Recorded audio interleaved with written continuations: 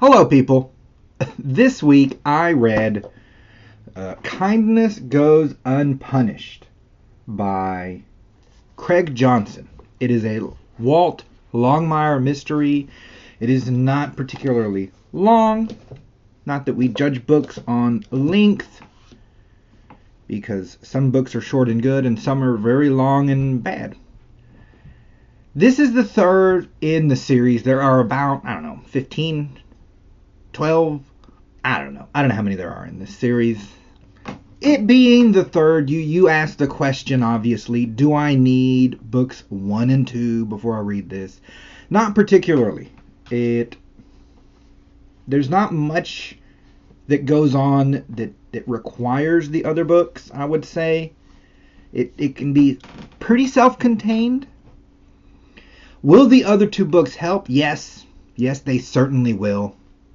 And you'll probably like those for the same reasons you like this one. We'll get into it. We have sort of a situation where Henry Standing Bear, are Walt Longmire's best friend from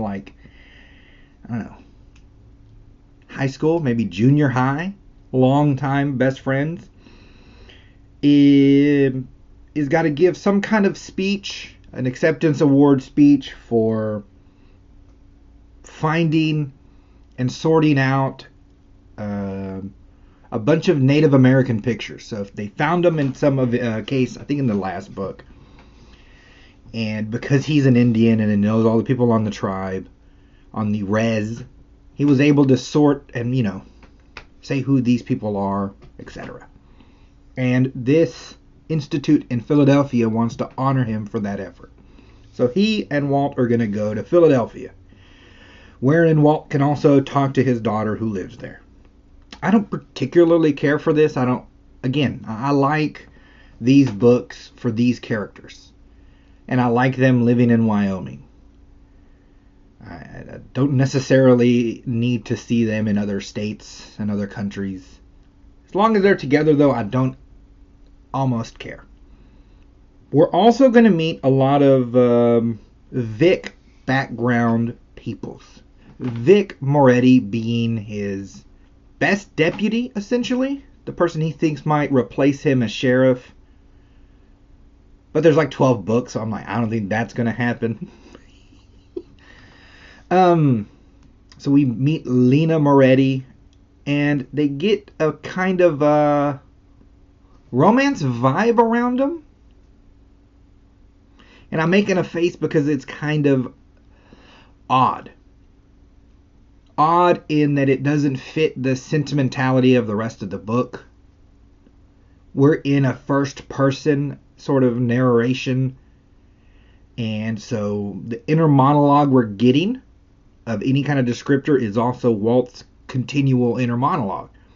And I don't get a particular sense of yearning for a relationship, this kind of energy, right? So it comes at you a little oddly. 2 seconds into the book, Katie, his daughter, is hurt. I think she got pushed off of, sort of those short stairs that lead into a city home, a brownstone or whatever those are called. It's not that high up, but if you fall off of it and land on your head on some, sidewalk that's also cement, bad news. This is bad news. So now we have a character hurt, a main sort of crux character hurt.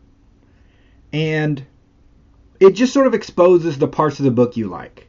So, attached to this is your mystery. It's the other half of the book. And it's something to the effect of a corrupt DA situation, drug dealer, yada yada. Right? But like I said, I almost don't care. It's just sort of movement that's happening. What I really care about, strongly, is now how these people, one, will react to this girl being hurt, and also her being hurt. Because what you have with these books is it's an odd kind of escapism, right? So fantasy gets you elves and dwarves, and science fiction gets you out in space and, etc. This one gets you sort of small town Americana kind of feel when you just get planted in Wyoming with these people. And it's not overblown. No one's unrealistic. It seems very it seems like a situation you'd want. There's not a lot of people who end up with a job wherein their coworkers can be like as close as family. That these people, Henry, Ruby, have known Katie since she was born. That they're all nice people, genuine. They do this job that's typically not so serious. Cats out of trees, a drunk that needs to be, moved away from the local bookstore. This kind of vibe. That's what you sort of get injected into. So that as you read the book, that's more like hanging out with these people. So when you have something like this happens, and it happens a few times in this book, where it's sort of over-the-top violence. Not that that's irrational, right? So it's not like Alien came and blasted Katie. That'd be out of the realm of what should be available in this book. She got chucked off some stairs. It turned into this big drug thing. And you're like, this doesn't happen in normal people's lives over and over. Walt will... He's talking to a guy some other part in the book, and he gets shot in the head. A guy, not Walt. He gets drugged by a car that he's trying to talk to. Hurts his ribs. All right, it's just we're flowing along fine with this sort of family feel, this normal real life feel with these characters that you want to like. Walt is a good guy. You like this stoic Henry Standing Bear, his friend. You like that they're friends. It feels like I'm friends with them. So injected into that nice, pleasant stream is like Die Hard level action. And it throws you. You take it because it's part of the book, I guess. But it's very strange. You would rather it not. Which is a testament to the writing, that you get this much emotional attachment to these characters. But it's also a testament to the sort of less than ideal storytelling. They're two different things, apparently. Great characters, not so great story. And that's the vibe we get. But the characters seem to override any other of the errors. It almost doesn't matter what happens in these books. I still want to plug back in to this trio and their lives. If they were just going skiing, I'd want to hang out with them on that trip. It's very, very interesting. They're very good characters that you really come to appreciate. I think this is part of it, right? So there was a point where Henry Standing Bear is going to do a sort of an Indian ritual to help Katie heal. A healing ritual. He needed eagle feathers and all kind of things. These cool, like, Indians do this smoke stuff thing. And I'm like, that's part of it too. But now that I was thinking about it. Where it's not just like normal people. They're interesting normal people. Ruby is an older lady. She has a life, though. Vic is like this Italian from Philadelphia, big city girl in Wyoming. Henry is a Native American. They're interesting people that you just get to cruise along with. And then, like I said, in this moment where this girl is hurt, you feel for Henry. You feel for this person who's known this girl since she's been born. Almost like it'd be the equivalent of like, this is his daughter too. I think he says that a couple of times in the book. And that he's big and he's strong and he has this outside belief But then there's also this reality of this girl hurt, and he's trying to do what he can to help. They'd all do whatever they needed to do to help her. And you feel that coming up, really get you emotional. The other part of this book, there's three sort of parts. The case. I'm not going to go too much into the case. The characters, fantastic. We're not in Wyoming. I'm a little bit down because of that. And the only reason I say that is, when you're in Wyoming, the Absaroka County, it feels like more world building can happen because I can lean on characters I learn about, and I know that will carry for the other books because that lady's still gonna bake there, that guy's still gonna be the mechanic. I feel like the world's building better versus in Philly, where I don't think I'm gonna be spending a lot of time in subsequent books in Philadelphia, and so it becomes less interesting for the characters to develop there because I'm not gonna see them again. And sort of in this vein is our third leg of the story, and it's the Moretti ladies. I say the Moretti ladies because we get some vibe coming of mom who's married in a kind of an odd marriage to the police chief who's Vic's dad. So Vic's mom, kinda you get a vibe that she has a thing for our sheriff. It's not unrational. He's a tall, good-looking guy, cowboy in the middle of a big city. But again, I say it's odd. So then Vic comes because she wants to help. And the first thing she asks is, are you trying to get with my mom? And so now I have an even more weird mom versus daughter for the same guy energy.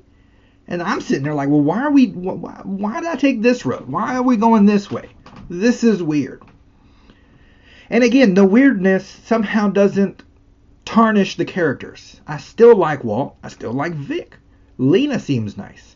I just don't like the steps we're taking in this story. It's very odd. That builds for a little while. And then randomly, and I say randomly, Vic and Walt get together. And I don't say randomly because that seems unrealistic. In the first two books, you kind of get romance in this area would be interesting vibe. But you would think we're going to slow roll it a little more. Versus now I'm just getting where Vic's getting on top of him. And then we get fairly graphic sexy time happening, and that's odd. One in just we're going on a case situation, so the vibe is this mystery right to sexy time. You're like, odd transition. Makes it worse that it's like, well, why would we be doing this while daughter is still in a coma? Odd. And so her in a coma, now I'm thinking of daughter while this romance is happening. I'm like, I'm not liking how any of this is intersecting. I'm going to be honest right now. Don't like it at all. And then the level of description is high enough that you can't just sort of, I guess, look away. It's presented and you're like, ugh.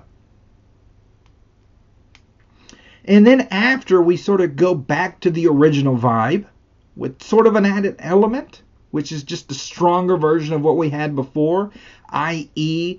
a growing romance between Vic and Walt. And so we're just like, go, weird bump, and continue. And we're all just going to act like that weird bump didn't happen. And that's the oddity of this book. I'm like, this got weird.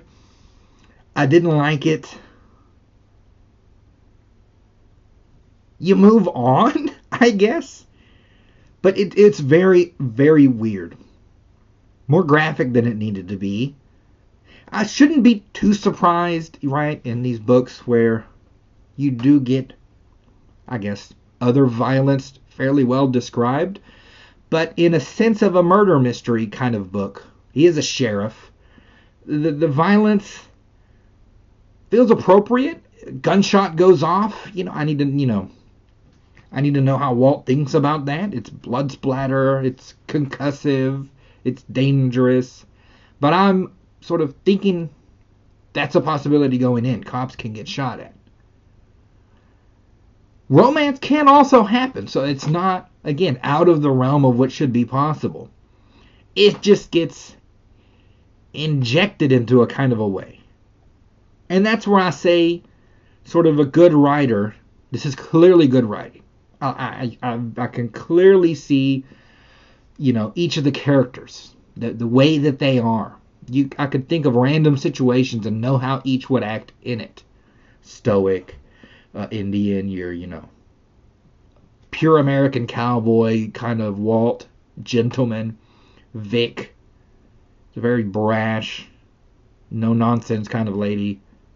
So that's good writing, but terrible storytelling. Just terribly picked moments, terribly done, no sense of rhythm, no sense of build-up, and you're like, that was weird. That was just very weird. Of course, the book ends with Katie waking up. We're all going to go back to Wyoming. We're all very happy she's awake. Everything works out. But it leaves you in an odd spot. Again, not a terrible book. Not a great book. But great characters. And it's short. That's essentially Kindness Goes Unpunished. I know this is a bit of a short video, but what can I do? It's out of my hands. But what is in my hands are your lovely fan favorite ads. These are my books. You can buy them. You can get Kindle Unlimited and then read them. And then read other books. And I'll get some like Spotify-ish style book money from that. You can also just like or subscribe or just watch. We're good any way you want to go. Thank you, and I'll talk to you all next week.